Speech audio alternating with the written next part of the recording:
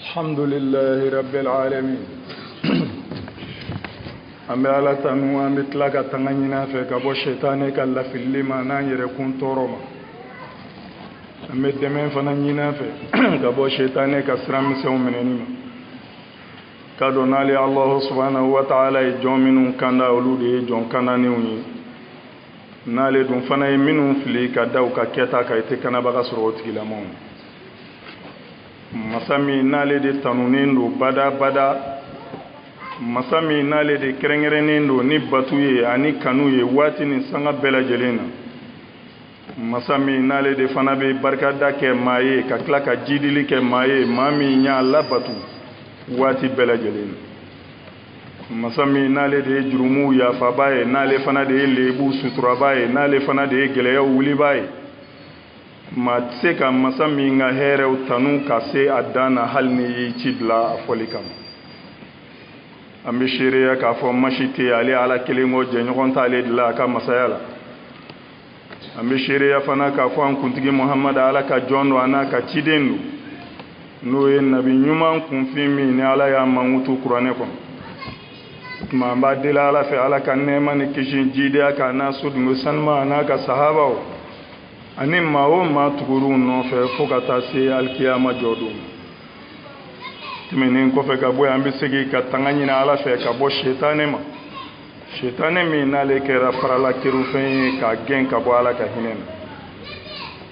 kɔfɛ an b'an sindi ni alahu subhanahu wa ta'ala tɔgɔ ye masa min n'ale de ye foroba nɛɛma tigi ani nɛɛma kɛrɛnkɛrɛnnen tigi n'ale bɛ kumakan dɔ ɲɛsin ma kuranɛ kɔnɔ n'a b'a fɔ ko ya ayyuhalladhina amanu ko he aw mɔgɔ minnu ko alimani ala ittaqullah ay sira ala ɲɛ wal tanzuru nafsum ma qaddamat lighadin ko ni kelen bɛ k'a lajɛ e ye mun de kɛ ka bila i yɛrɛ ɲɛ sini alikiyama jɔ don wattaqullaha ka sira ala ɲɛ inna allaha khabirun bima ta'malun i k'a dɔn ala de ye masa dugulen ye a ka kɛta bɛɛ lajɛlen i k'a dɔn waati mana janya cogo o cogo furancɛ mana janya cogo o cogo kari tɛ ka bɔ saya la wa kari tɛ saya kɔfɛ kununi na wa kununi fana kɔfɛ kari tɛ ka bɔ fara ɲɔgɔn kan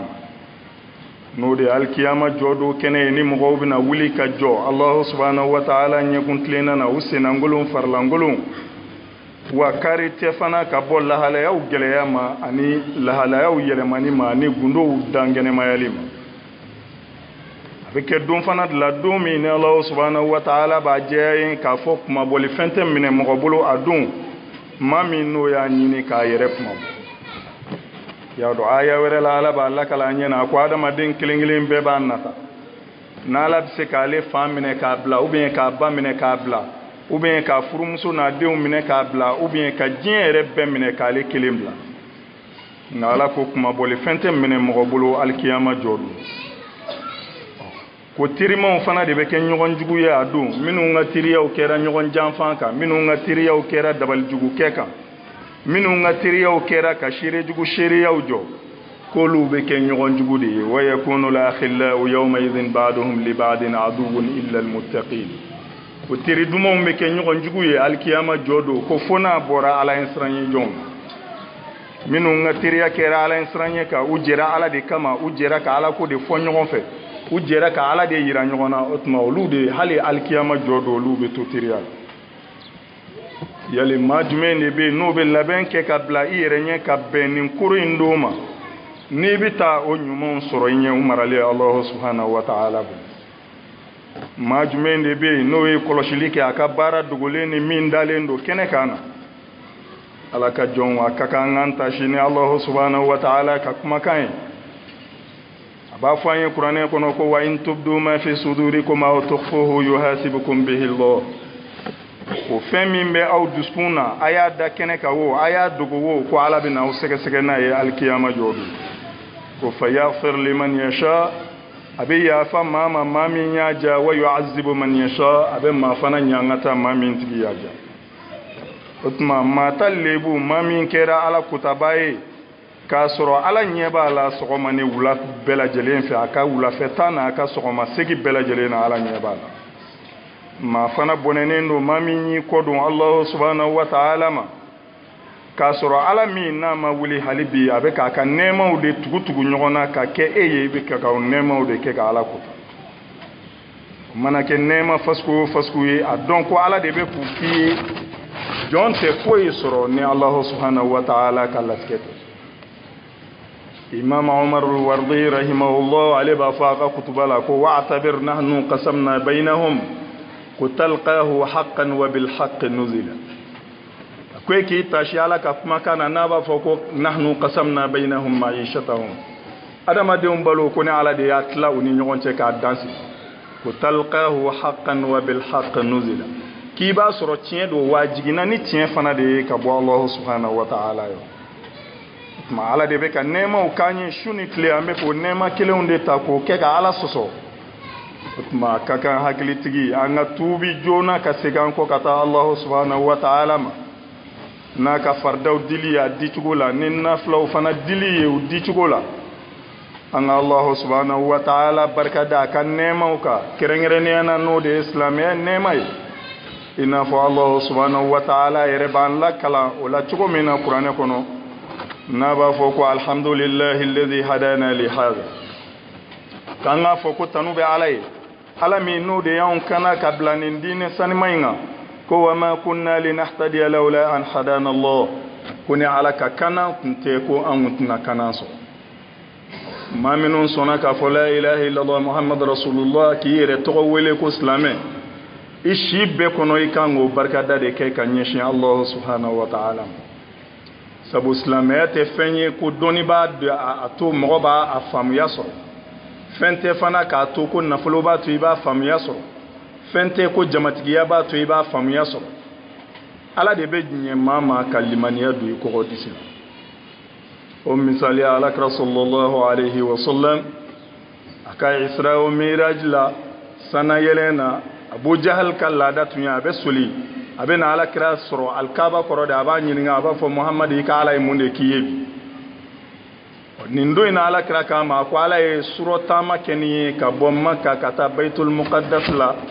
ka tila ka bɔ yen ka taa fɔ hadratul ilahiya la ka tila ka segin ka na maka abu jahal a tora a bɛ tɛgɛrɛ fɔ a b'a bolo da kunkolo la sabu kuma min fɔra ale a kuma in minɛ kuma ye min tɛ sawaba ye ale de teliyala a bɛ don dugu kɔnɔ a bɛ t'o fɔ mɔgɔw ye kɛrɛnkɛrɛnnenya na alakira terikɛ n'o ye abubakar siddiq radiyallahu anhu a ko i ka cɛ bɛ ka kuma dɔ fɔ bi bɔ joona i ka taa kunbɛn i ka nin kuma in bɔ a da kɔnɔ n'o tɛ n'a ye nin fɔ jama tɔ bɛ bɔ a nɔfɛ abubakar k'a ma ko yala o ye mun ye a seginna alakira ka kuma kan sallallahu alayhi wa sallam n'o ye surɔ taama ye o yɔrɔ bɛɛ abubakar kan a ko walahi n'a y'a sɔrɔ ko alakira de ye nin fɔ a ko ne dalen don ala sabu ala ko a ma kuranɛ na ko wa ma yantiqu anil hawa in huwa illa wahyun yuha a tɛ foyi fɔ min y'an ni dungɔ ye f'a k'a sɔrɔ ala ka wahayi de dilen na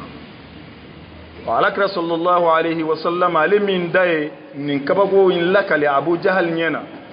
abu jahal a ma se ka don a dusukun na mais abu jahal min ko ka ko ala ye ale de da y'a lakali abubakar ɲɛna a donna abubakar dusukun o tuma an k'a dɔn silamɛya ala ka ɲɛma de don a bɛ mɔgɔ de kanu n'a ye k'i kɔkɔ disi fɛrɛ i ka se ka silamɛya in faamu ka don a la i bɛ taa sɔrɔ dɔ ka dɔnni ka bon i ta ye o ma kɛ silamɛ ye dɔ bɛ kuranɛ dɔnni ye o ma kɛ silamɛ ye dɔ bɛ hadisa dɔnni ye o ma kɛ silamɛ ye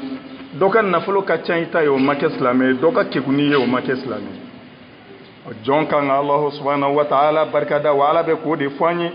ko alhamdulillahi alladhi hadana li hada an bɛ ala tanu ala min y'an kanda ka bɛn nin diinɛ in ma ko wa ma kunna linahtadiya lawla an hadana Allah an tɛ se ka diinɛ in faamu ka kanda ka don a la fo n'o y'a sɔrɔ ala ka hinɛ de ma kan ka an ka alahu subhanahu wa ta'ala tanu a ko nɛɛma in na kɛrɛnkɛrɛnnenya na ala ka jɔnw aw minnu ko a dalen don ala la ko an k'an taasi n'a y'a sɔrɔ an b'a dɔn fɛn min bɛ nalen alikiyama jɔ la ani doni girin minnu n'an bɛ n'o ta an ka jurumuw na ko a ka kan an ka kɛ yɛrɛ kɔlɔsiliba ye diɲɛ na sabu ko yɛrɛ kɔlɔsi o de bɛ jɔn na an ka fana ta ka bila an yɛrɛ ɲɛ wa fanaw na hɛrɛma sira fanaw na hɛrɛma k'o de ye ala ɲɛ siran ɲɛ baara kɛli o tuma an ka sira ala ɲɛ walasa an na kisi ala b'a lakala an ye kuranɛ na a ko wa an laysa lil insani illa ma sa'a a ko foyi tɛ adamaden ye k'i bɛ taa sara o la f'i ye baara min kɛ wa anna sa'yahu sawfa yura wa ikabara infana amewo me abena ye wa ibena sarala fana utma kanga don ni femiye ansoro mashibola jinyene mayena uben lahra lanjabala ko fabima kasabat aydikum ko ayre bulu flay minke odedu sunale alati bagamam ko wayafu an kaseer ko wa chama yerebe ala bi nyetukuka utma ngala ya fadili anga tubi kasigan ko kata ala manga ala wele fana ni majigi ni srain anga nan jigi tiga ala ka hinan ina fo mustafa al-alayin ale ba fa ka kitabu kono ko ala e jigi tiga ni kafiriya de daku usanga nyogoma qur'ane ko sababa fo ayat la ko akana jigi tiga ala ka hinena ko mashiti jigi tiga ala ka hinena ko fo ma boneni yalma mashiti jigi tiga ala ka hinena fo na kera kafiri jamakulu otma koro e ki jigi tiga ala ka hinena ka fo ala tna sika ya fanne mabli ou bien ala tna hinena na bli o jigi tiga mi nibo ta ko nyeshi alama ale ko izzatigi ako ala kelendo ko ni kafiriya de sanga nyom otma kaka jon ika ala miri hine masa de ani yafa masa ani masa mi nate jon jigi tiga jon mi no ya wili otma ngala wili ngan dama kashikata alama angan tiliya on minu nyaayere to da ko anyi ala kram mantu nyi nan sona ka tugunin dine nofe angan tiliya nyi feminu ke nu ka kunangu timiya yana ngasi alama imam ali radiyallahu anhu aleba laka la qad laka ma alakra sallallahu alayhi wa sallam ako khawafani jibril min ahwal alqiyamah hatta abkani ako alakra ko don la ko jibril yin lasra allah haranye ko fayin lakashi fa qultu lahu ya jibril alako jibril ma ko ya jibril alam yaghfir li rabbi ma taqaddama min zanbi wa ma ta'akhkhar yalma alama ya fanne ka jurumu temeneni mi masifolo yalma alama fa ya be ya fawa faqala jibril la tushahidanna min ahwal alqiyamah ma yumsika almaghfira ko jibril kalema ko ngaibina fenyenye na muhammadu lahara geleyala sran ko ni jawli ko la mimi nyine ka fo ko ala tungwa ya falembi utmano ya ala kray sallallahu alayhi wa sallam aw minum be naw masika ala batu ko man kan batu tugumina amma sika ke walila amma sika ke kuma kana aw metla ka hakli sigi bloki do an kana tugodi ana alati minum kan awyi mawbe kuma do fo ko ma minum be ala donnu ma batu kuma fo tugo do de do note flidi ma shite ala donni ma ala batu wa ma min be ala don kateme minga o be ala batu kateme o kan hali dien kono sranye fen minum be mimba don o de be sranye otuma niye ala don wajibi be ala batu imana ye ante ka ala batu ala ko ka min ke anti ko ke ala ko ka min fo ante ko fo ala ko ka min dabla anto dabla sigatala amba fo ambe ala don andadla me ante ala don skuna fi ala kraini fo ali min yana radiyallahu anhu ali labana kataka sostigi madine kaburu don la mogo ya nyininga ya imam mashanu ka kad jawat al maqbara yalma munde yisro inna naika sode jo kaburu don kerefe ako ajiduhum khairu jiranin yakufuna al alsina wa yuzakiruna al akhirah ako nenyebe nununde sigi nyogon nyumay sabu wunne minenen do ka bo mogo mawti fenfima ya do hadama din nengun ka toro alakra ko sallallahu alayhi wa sallam ko hal yakubbu an-nas fi an-nar illa hasayida alsinatihi ako yelma fen wore bina ta mo biri jahannama kono udisuka anu nyedauka ni unne ka folente utma nga do nga janto nga fotawla ibe min fo dugola ibe min fo keneka adon ko allah subhanahu wa ta'ala le de ngani yabbe domba e ka ko ngani yatigi ka ngani yasirli ale ko ma ko nunu ne minene ndo sigi nyogo nyuma ndo sabu ne minene ndo ka toro te se mogoma ko wa u yere yenyana fana bi hakli jigi la harala ni sira kaburu do na ka shu dale masake kaburu ni fantan kaburu ani garibu kaburu ani doni babba kaburu ani dawlatigi baw kaburu ibita soro kuma dawla betintin bunya ekilenye ukunda majanya ekile maniyo flaka chala fe awbe hakli jigi la harala adamaden i kan k'i jija ka siran ala de ɲɛ ka ɲinɛ mɔgɔw bɛ min fɔ la sabu maa ti kisi ka maaw dan dɛ ko la najata minan nas maa ti kisi mɔgɔw tɔɔrɔ ma imam Shafi'i rahimahullah ale b'a fɔ a ka kuma na ko ni maa min ɲɛna k'i bɛna kisi adamadenw ka fɔta tɔɔrɔ ma k'o tigi ye fatɔ de i y'a dɔn kuma donsow b'a fɔ ko aljunun funun ko fa fana ye qualitéw de i ɲɛ bɛ lahalaya o lahalaya la diɲɛ kɔnɔ a falama bɛ yen o tuma k'a miiri ko n bɛ kisi ne tɛ fɛ maa si ka fɛn fɔ ma k'o tigi ye fatɔ dɔ de a ko ala min n'o de ye fɛn bɛɛ da n'o de ta ye kow ye o ma kisi mɔgɔw ka fɔta ma parce que ala ko a ma kuranɛ na ko lakad kafara allazina qalu inna allaha salisu salasa a ko maaw kafiriyara maa minnu ko ala ye sabanan de ɔ ala min ye kelen n'ale de ta ye fɛn bɛɛ ye ale de ye fɛn bɛɛ da maaw ma bali k'a fɔ k'o ye saba de alakira sallallahu alayhi wa sallam ala y'o min suganti ka kɛ an ka nabi ɲuman ye n'ale de ka fisa ala ka dafɛn bɛɛ ye jinɛ ni adamaden ni mɛlɛkɛ ale de ka fisa bɛɛ ye kuranɛ kɔnɔ mun de bɛ fɔ a ma ko sha'irun majnunun ko dɔnkilidala don dɔw ko fatɔ don ni maa min ɲɛna k'i bɛna saniya ka tɛmɛ ala de kan ou bien e bɛna saniya ka tɛmɛ kira de kan fo mɔgɔw tɛna fɔyɔrɔ sɔrɔ i la o tuma o kɔrɔ ye ko e ye fatɔ dɔ de imam Shafi'i rahimahullah a b'a fɔ a ka kuma in laban na a ko mɔgɔw ka fɔta i ma i k'a k'i komi fara k'a da i kɔ la a ka kari ka burun ka ban i t'i kɔfila la i ma i k'a da i sen kɔrɔ k'a kɛ tintin ye ka yɛlɛ k'a bɛ dɔ fara i kundama kan o tuma an ka mɔgɔw ka fɔtaw to yen mɔgɔw bɛ se ka i don ala bolo de mais mɔgɔw tɛ se k'i bɔ ala bolo de nka ni mɔgɔw y'i minɛ ala bɛ se k'i bɔ bolo la mais ni ala y'i minɛ mɔgɔ tɛ se k'i bɔ ala bolo de o tuma an k'an jija an ka tuubi ka segin ala ma ka kɔn don ye don min n'an kelen kelen bɛɛ lajɛlen bɛ siran ye an kana sɔn fɛn kan malasa ka bɔ ala ko in ma i k'a dɔn dugukolo min n'an b'a kan imam Hasan radiyallahu anhu ale b'a fɔ a ka khutba dɔ kɔnɔna na a ko addaru qal'atun wal manzil tal'atun a ko diɲɛ yɛrɛ ye kulukutu gansan de ye dugukolo in ala bɛ tila k'a bɔ yen pewu komi a ma da a ko wal manzil tal'atun a ko wa an ka du ninnu fana ye koori gansan ye i n'a fɔ a fa b'a fɔ a ka kuma dɔ kɔnɔ na a ko duruna li kharabi dahar nabniha a ko an ka du ninnu an k'a dɔn an bɛ k'u jɔ yan'a cidon de cɛ i bɛ du min kɔnɔ i fa tun bɛ yen o tɛ yen bilen e de bɛ yen e bɛna tila ka bɔ yen i mɔdenw bɛ na tulomasamaw bɛ na mais nin bɛɛ kɔfɛ du in yɛrɛ tɛ to jɔlen dugukolo sanfɛ o tuma nin bɛɛ bɛ fɛn min na maa kan k'i ka ɲinini kɛ ɲinicogo ɲuman na min bɛ bɛn ala n'a ka kira ma min bɛ i ka lahara lafiya di alakira sallallahu alayhi wa sallam a b'a fɔ hadisa dɔ la ko man jaa wahtaja fakatamahu an-nasa wa anzalahu billah kana haqqan ala Allah an yafta alayhi rizqu sanatin min halal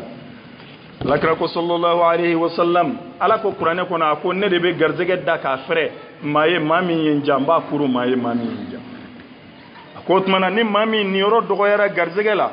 fo ka kɔngɔ gɛlɛn de bila i la k'i tilala k'a dogo mɔgɔw la k'a jigin ni ala de ye yanni k'a ta ni ala ye k'i muɲu i yɛrɛ kan n'i ka limaniya ye ko kana haqqan ala Allah an yafta alayhi rizqu sanatin min halal